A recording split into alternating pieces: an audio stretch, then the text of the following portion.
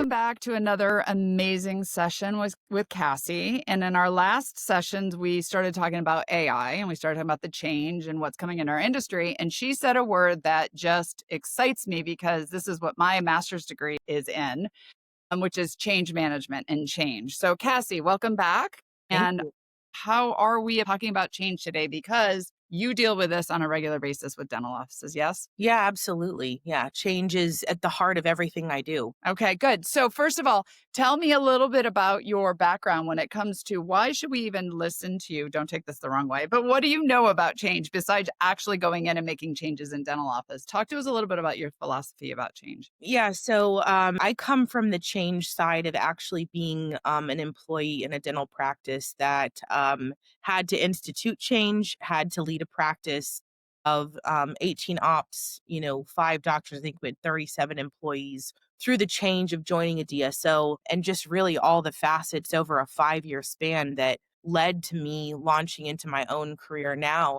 After that, working with P4D, I supported with another 33 acquisitions with partnerships for dentists. And all I did was deal with practices that I needed to, move forward with change. And so now I have over 200 practices under my belt that I've been able to work with over the years. And I really feel like that at its core, I have learned so much around what change actually should look like versus what a dictatorship should look like, what good and best practices for a team should actually be versus what we see on a day-to-day basis, which is where, top down comes in and says we're doing things different and here's what it is. So really have just been in this space long enough now to not just witness change, but also be on the front lines of it. So let's talk about change before it happens. So let's do the front end of it. So a practice is selling, a practice is buying, practice is bringing implementing AI, a dentist wants to get this new shiny tool, whatever it is.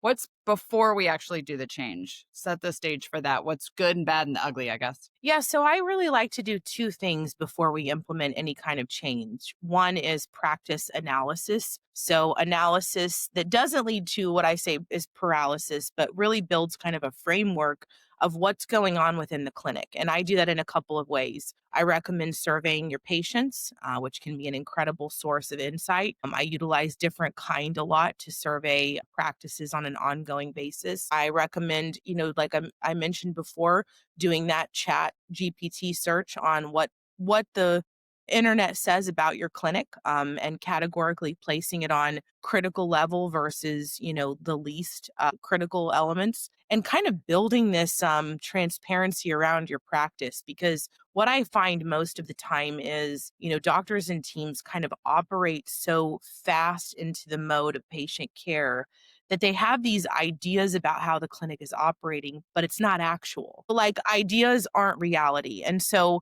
what I try to do first is for them to lay the groundwork. And then I also recommend a team survey. And I am a big proponent of a no name team survey. Nobody puts their name on it. And it's just check boxes, so I can't guess what your handwriting is. But I ask some poignant questions around, what does it feel like on a day to day basis in the clinic? Are any of these issues something that you're facing right now in the clinic that haven't been talked about? Or maybe you did talk about it and it didn't get solved. Because the biggest problem I find is a doctor or a senior level executive will go in and find a solution for something. Let's say it's an RCM solution and it's incredible and they hear about it at a conference or they read about it on LinkedIn and it's their new idea. And because it's their new idea and there was no buy-in or understanding of what was happening within the practice, it literally becomes a war to implement it. And, team members are leaving and they feel, like they're not valued or loved. And I just pause all of that to say, listen, let's get to the heart of what's actually happening in the practice. And also, there sometimes are little things that are revealed. And I'll give you my piezo example on this one. But I have these hygienists that were on revolt for anything new. And top down leadership was coming in with the latest and greatest new thing. And the piezos in the practice were broken. So they were down to one. And the ops manager was telling them they needed to do more SRPs, but they couldn't. They didn't have the right equipment. And so then all these other things are being implemented, like tag the visits this way. And we're going to now add this to the pro fees and be ready for the doctor for this. And I'm going, yeah, but the mechanics are broken. So you're Mhm. asking for buy in from people who haven't even been heard about the instrumentation they need. So for me, foundations first, which can be very fast wins. A piezo is not that expensive, but a very fast win. Get the team settled in those foundations of fast wins and then introduce new technology. And it all can happen in a very short period of time. But if you do it the right way, they become, your champions of change versus the warriors of the past, which is what I call them. And they're these warriors of the past that are like, there's no need to change anything. Everything's good. Well, they're only stuck in that because they have all of these unmet needs within the clinic that need to be addressed first. And then when they are, they're more likely to listen to you. So I love that. There's a million things to change in a dental office. So yes, surveying the team, I like that. But then how much do you change at a time? Do you do it by department? How do you like, because that's the thing too, is that I actually speak about change too. And I had an office manager say to me, well, we have a 9-day rule with our dentist. And I said, what do you mean? And she said, when our dentist goes to a conference and they come back, we wait 9 days. And if he's still talking about it, then we'll consider it. Because we go to these events. I'm actually at a hotel right now. I'm going to DS World, and I know these dentists are going to come back with a million things they want to change. Do you limit the amount of change? Do you have suggestions of like one thing at a time, departmentally? What's too much? What's not enough? Yeah, I think the doctor comes back with a lot of excitement or office manager with a lot of excitement. And what I say to do is to go ahead and just take all of that data dump of excitement, put it on the page, right? All the things that you want that you saw. And now take that chat GPT view, a 10,000-foot view of your clinic and all the things that are out there about it and allow AI to rank for you, order of importance.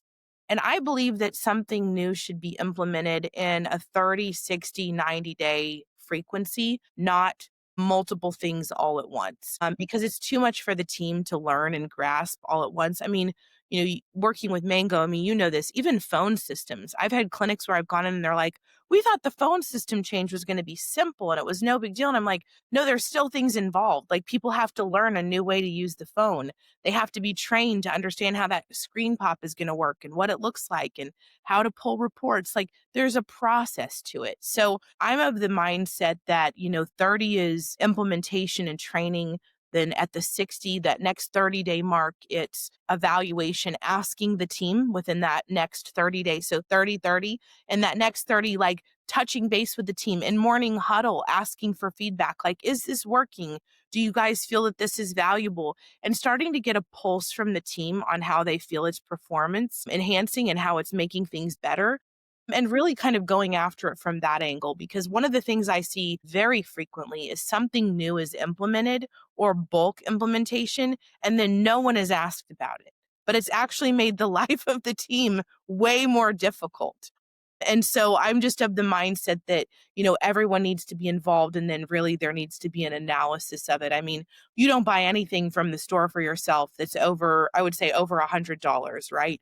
That you don't kind of evaluate once you've purchased it. Like, was this a good purchase? And do I feel like this adds value to my life? I mean, we're thinking about those things. In the same way, when something's implemented in a practice, I think the open communication to evaluate the purchase is a very critical element. So now let's talk about the importance of explaining to the team about the change. I always talk about they need to know the why of why we're doing this. So talk about how do we communicate the change to the team up front? How do we get them on the same page when a decision is made that we're going to try implement something new? Yeah, so I think that, to get them on the same page for the implementation of something new is to share off of a team survey or team, environment of communicating. This is what everybody feels like is our best next step. Like everyone's communicated these elements.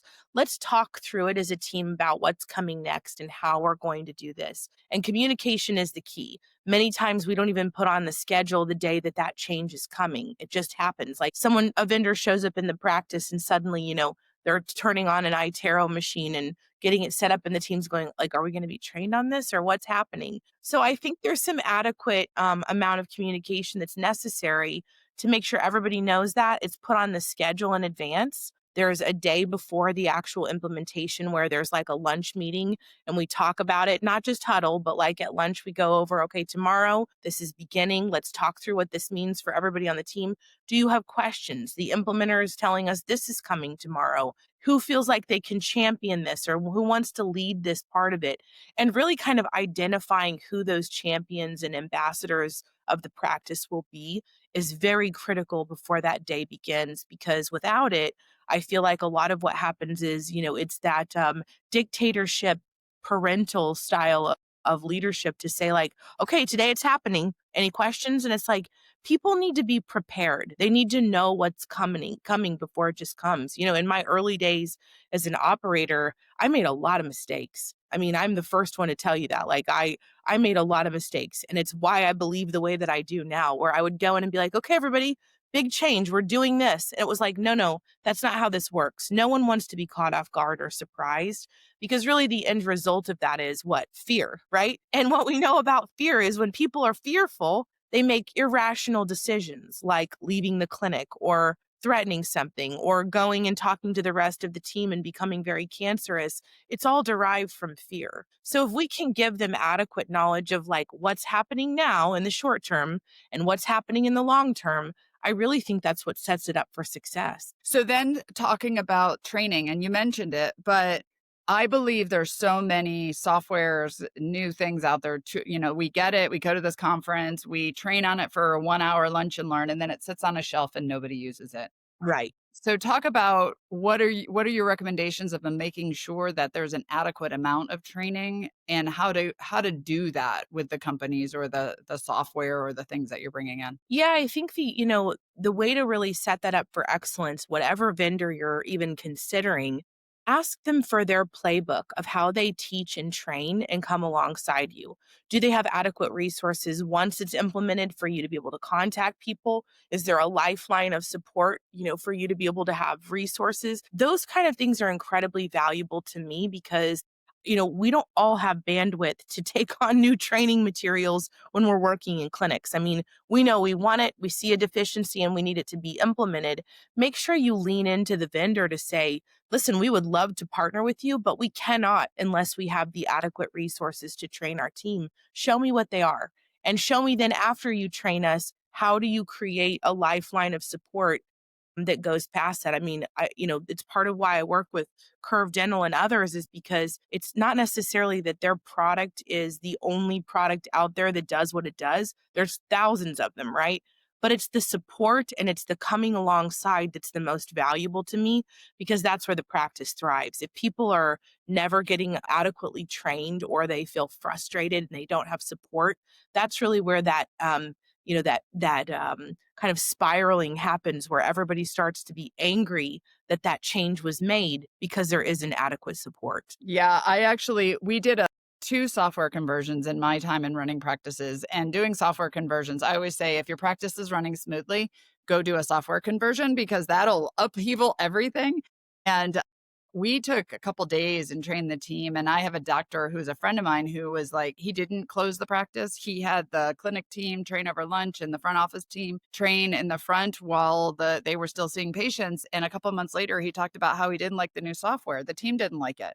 And I'm like, because they didn't have a chance to learn how to do it. They just got thrown this new way and they didn't actually get a chance to embrace it. So I 100% agree with that. That being said, you can give them the why, you can survey everyone, you can give them the training, and you're still going to have the champions of change that you talk about, and then those that push back or Yeah. don't like or don't want it. So Yeah. The let's talk about warriors of the past.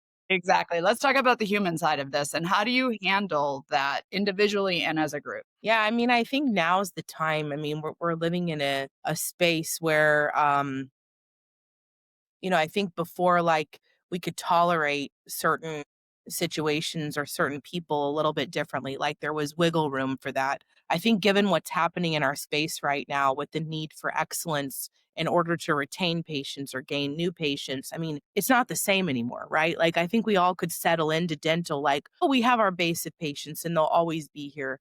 Now we have a consumer that's literally auditing us every time they come in the door, like, were they kind? Did they do this? Like, it's just a totally different environment that because of that level of excellence required to meet the patient, to meet the consumer's needs, we have to adapt differently. And so I will just say this straight up. If you have members of your team that have threatened to leave or they don't no more change from me, like they've been very harsh with you, now is a really great time to implement what I call the bus pass, which is literally your mission on a bus pass that says to them, listen, the bus is going this direction. We know that we have to make changes. We're losing new patients. Our practice isn't operating like it used to. You're welcome to stay on the bus and be a leader and a champion for these things, or you're welcome to get off. Like, I don't want you to be here if you're not happy here.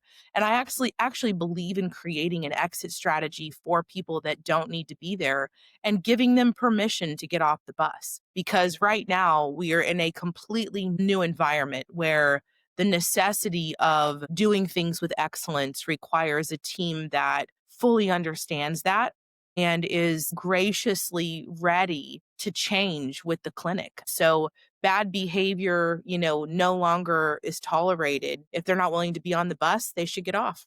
It's funny you and I have never spoken together at a conference or an event. I've not seen you speak, you haven't seen me speak, but I talk about that. And Good to Great by Jim Yeah. Collins is the bus Yeah, analogy, right? it is. But I have talked about for years that dentists need to be better leaders. They do.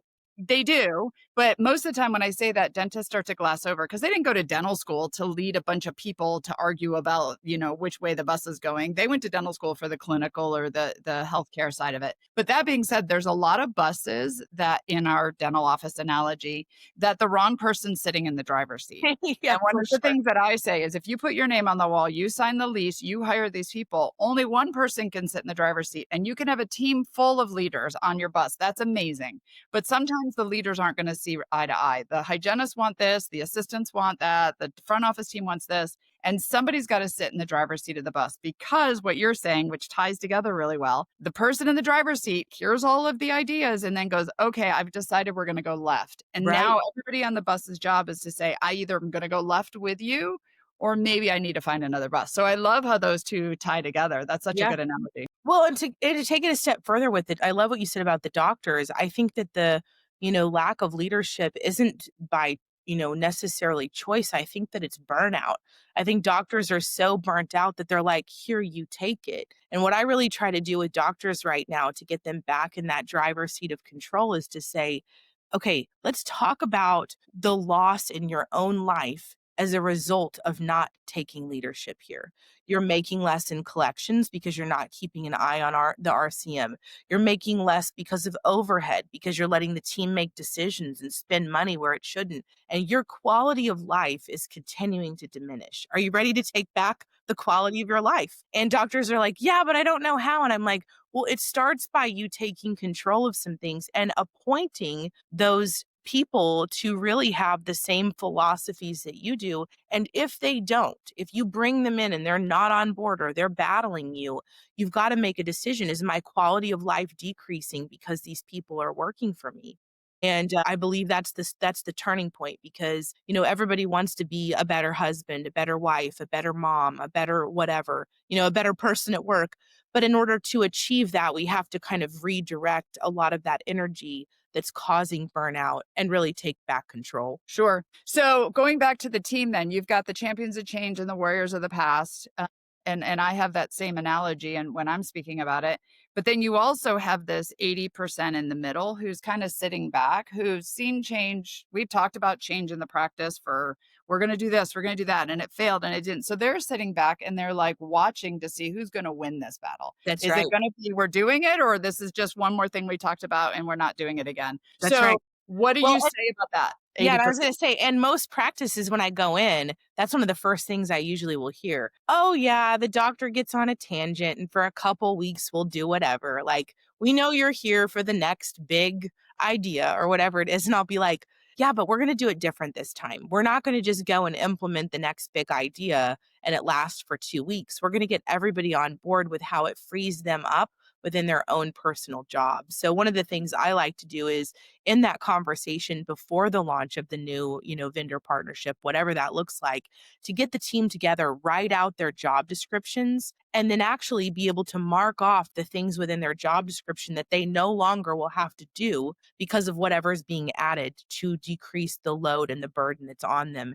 And then to reaffirm as a team, okay, let's talk through this. What you just saw come off your list of your job description of what you had to do on a day to day basis, this frees you up to be a better version of yourself for the patients. And also, like I talked about with the burnout, be able to go home and have, a better quality of life. When we don't explain that, all the team member hears when we implement something new is that it's one more type of change and that it's possibly going to take their job away because we didn't tell them. We didn't adequately tell them what it was intending to do. And that's the piece for me that is the transformative measure. It's to say, how do we move, from just like you said, from the good to great by communicating how much this benefits the team? That's the real transformative change. And when they get it and they see this like open, space for them to have more quality interactions, like as a for instance, implementing things within RCM that are digitized and sending out automatically, and then saying to that person that's in charge of the billing department, you know what, I'm going to be able to free you up so that when that EOB is paid and it's posting to the patient's file and there is a balance due, you're going to have enough time to be able to pick up the phone or send an email to explain to them why they have a remaining balance so that you're not getting, lambasted at the end of the day with, five people calling in that just opened up their mail and they're like, why do I still owe this? Remember, we implemented something automated so that you could control the controllables and have a better actual quality of life, both at work and at home. And that's really the transformative change. That's where they start to go, I don't need to be a warrior for the past anymore. Like, I don't need to fight for things to stay the same because just because I'm drawn to the familiar and it, steady doesn't mean that it actually was good for me physically. And when I talk to people about that, that breakdown for them, many times they're going through the motions and experiencing things that are very difficult that they haven't really processed or thought about. They're like, yeah, I am always getting those calls at the end of the day. So it's getting them through those, conversations, and they actually have this like aha moment like, "Oh yeah, I forgot about that." And those are the things that I really find rewarding is because now it's not just about buy-in, right? From the standpoint of you're doing this because I say so. It's about what does it do to alleviate the stress that I face within what I'm doing for my job. That sounds amazing, but we also deal with humans, and Oh, humans yeah. have our subconscious wants to do the same thing over and over. You're talking about, yes, I see the outcome and I can see the value in it, and I'm gonna get more balance in my life and have a more enjoyment at work, but I still have to learn this new piece of software. I still have to learn this new way to do things. I have to learn new verbal skills, and our subconscious doesn't like change and will fight back on that. So how do you take down to like helping the human with the work it takes? Because there is work in change, and that's why a lot of people push back too, is because I don't have enough time to go to the bathroom, let alone try to learn a new piece of software, right? Yeah, I mean, I think a good precursor to any change you're gonna implement now would be to get your team a copy of Who Moved My Cheese and have a book club for a few months. I mean, seriously, and start to challenge them from a posture standpoint to be willing to do these things. And I think that I don't just go in and say, let's evaluate your job and what can I free you up to do. I really try to challenge people from a heart posture perspective and a servant leadership perspective to say, yes, change is going to be hard, but is the end result going to lead to a better quality of life? I mean, when you first change and start exercising and dieting, it's rough, right? Like, or eating healthier, like, it can be rough. You're like, "Man, I just wanna go get that cheeseburger I always have on Tuesday." And now it's like, "Okay, wait a second." But the time and the effort and the training that you put in, it leads to something great. It leads to a better quality of life for you. So a lot of it is really building up the individual for, just a general better self-esteem, a better awareness of what is to come. And like I said, I think most of those that I work with are very moldable and pliable when it comes to talking about, what they would like to see different in their own life and their work environment. but you have to invest in people. And if your practice isn't driven to invest in people first, I think you're always going to struggle with the next thing to implement. So if you've created that servant leadership culture, you're looking for those same ideas within Who Moved My Cheese so that people know that change is necessary. It's not easy ever. I really do think that that's a big piece of it. It's just posturing your team to be receptive because you've invested in them. And then the irony in that is, and not even irony, but excitement in that is, for me, I have team members that come back into huddles that are sharing about something that they were able to share with their mom or their boyfriend about what they're learning around change. And they're like, this is making like life impact for me. Those are the things I get excited about because it isn't work and home, it's one life. And really giving people some perspective on that, which is a very valuable piece of leading them down the right paths. Right, for sure. Okay, so our series is specifically, not specifically, we're talking about all practice management, but AI.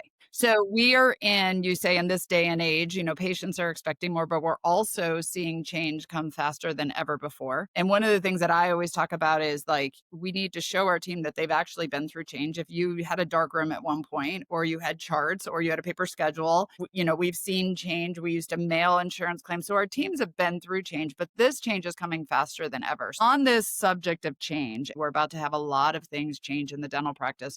What's some words of wisdom, some thoughts you have about going into this next season of AI in our practices? Yeah, I think that, I always encourage curiosity of what's new and evolving because it can lead to something great for your clinics. But I also would say it's curiosity with caution right now. Everybody is selling the latest new widget or idea, and they really need to be vetted. You need to vet and decide what's best for your clinic, what's best for your team, and also be aware of the fact that there is an increasingly large amount of noise happening right now around what can be done in practices to make them more efficient. And I always say turn internally before externally.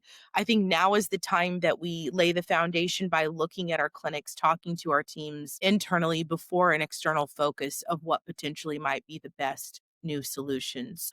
Certainly love what I see coming out right now. A lot of exciting elements. I'm getting ready to speak on AI in a few weeks at a big conference. And my words are to move forward with caution, but to also really understand that like we're in a very unique time frame of finally eliminating a lot of the things in dental that have been so consuming and such a heavy lift that they don't have to be anymore. So I have great excitement for what's to come for sure. Awesome. Well, great. Well, on that note, we will end now and we will jump into our next segment talking about all the different things AI and implementing the practice. Thank you. I Thank think you. this was a great segment for anybody who's looking at or trying to implement change in the practice. Sounds great.